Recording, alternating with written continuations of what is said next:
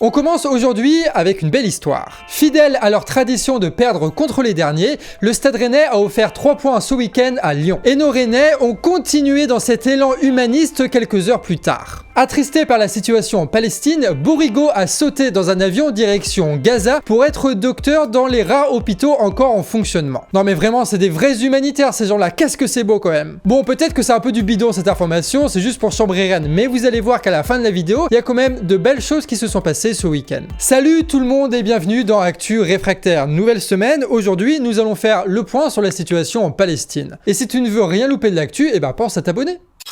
On va commencer par les combats au cœur de Gazaville qui continuent entre le Hamas et l'armée israélienne. Évidemment, avec le peu de journalistes présents sur le terrain, les informations se limitent souvent à la propagande du Hamas d'un côté ou la propagande de l'armée israélienne de l'autre. Le New York Times s'aventure quand même en disant que l'armée israélienne prendrait le contrôle petit à petit de Gazaville. Les enjeux de ces derniers jours se sont concentrés autour de l'hôpital Al-Shifa, le plus grand hôpital de Gazaville où sont rassemblés une dizaine de milliers de Palestiniens. Au début du week-end, l'OMS avait perdu contact avec l'hôpital. Ils sont en réalité sans eau et sans électricité depuis plusieurs jours et les abords de cet hôpital-là est bombardé en permanence. L'État israélien justifie ces attaques en disant qu'un grand complexe militaire du Hamas se trouve en dessous. Il y a des otages aussi gazaouis dans les mains du Hamas et ils se servent aussi des gazaouis comme boucliers humains. Même, attention, je mets tout ça, je dirais, avec des guillemets. N'oublions pas qu'il y a aussi énormément de Gazaouis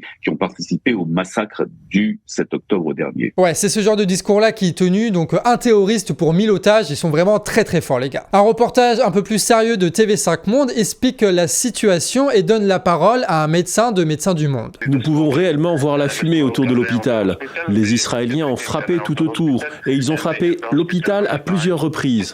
La situation, comme je l'ai déjà dit, est très mauvaise. Nous sommes presque sûrs d'être seuls maintenant. Personne ne nous entend.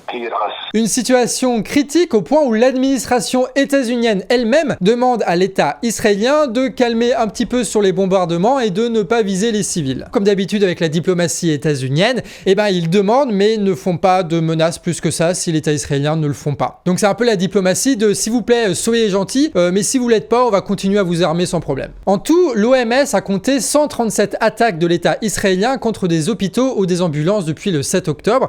D'ailleurs, tu as un chiffre un petit peu similaire, tu as une centaine de membres de l'ONU qui se sont fait assassiner par des bombardements israéliens depuis le 7 octobre.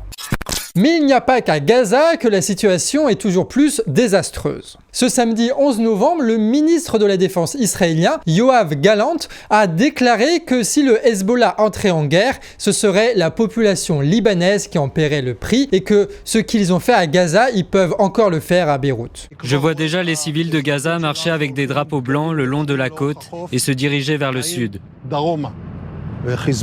Le Hezbollah entraîne le Liban dans une nouvelle guerre et il commet des erreurs. S'il commet de telles erreurs ici, ceux qui en paieront le prix seront d'abord les civils libanais. Ce que nous faisons à Gaza, nous saurons le faire à Beyrouth.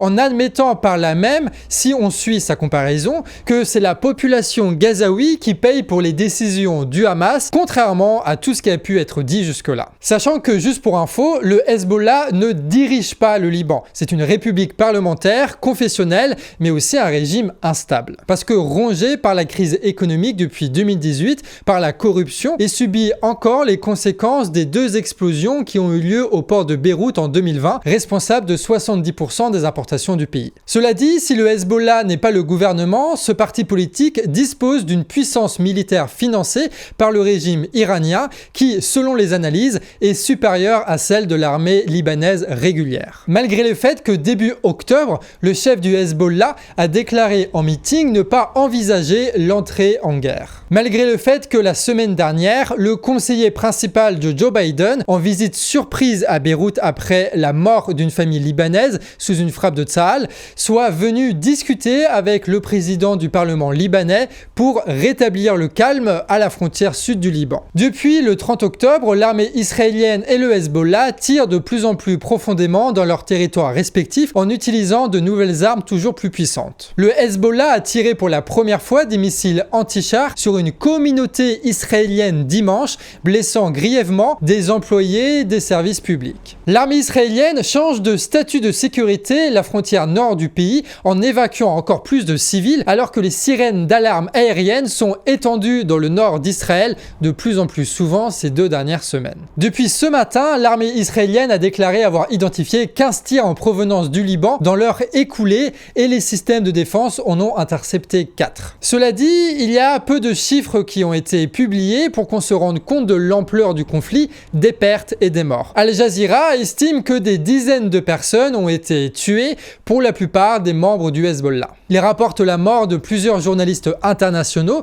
notamment le journaliste vidéo de Reuters Isman Abdallah, dans une attaque israélienne, quand Reporters sans frontières déclare eux que les attaques sur les camps où sont établis les journalistes sont faites de manière délibérée. Nous allons donc suivre cette situation de près, donc n'hésite pas à t'abonner si tu veux être tenu au courant.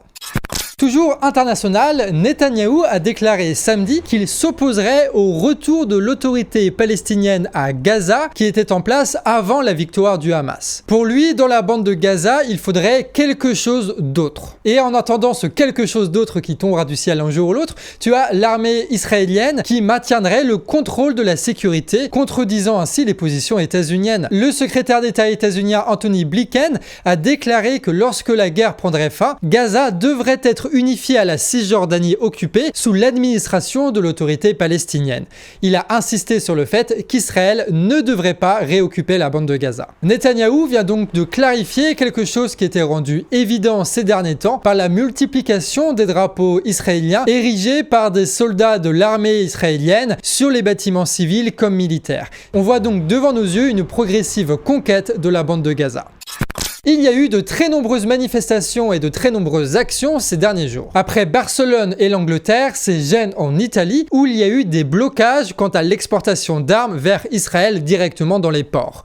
En Espagne, les supporters de la Real Sociedad ont organisé une action symbolique pendant un match de la Liga, la première division espagnole. Aux États-Unis, il y a eu des actions dans BlackRock accusés de financer la colonisation israélienne, mais aussi à New York Times qui sont accusés eux de relayer un petit peu trop la propagande de l'État israélien, et même à Harvard où des milliers de noms de Palestiniens tués ont été cités, et ça a pris 11 heures. Niveau manifestation, il y en a eu de très belles en Écosse, en Allemagne, en France et aussi à Londres avec 300 000 personnes, un très grand chiffre pour cette ville anglaise. En France, il y a eu aussi la manifestation initiée par le gouvernement officiellement contre l'antisémitisme, avec compris dedans le soutien à l'État israélien. Il y a eu pas mal de confrontations, notamment avec la Ligue de défense juive et autres joyeusetés de magouilles de cortèges d'élus et de politiciens. Et on finit avec Sarah Saldman qui a fait polémique après un TikTok où elle dit ceci. Nous pouvons apporter notre solidarité à Israël. Pour cela, je vous mets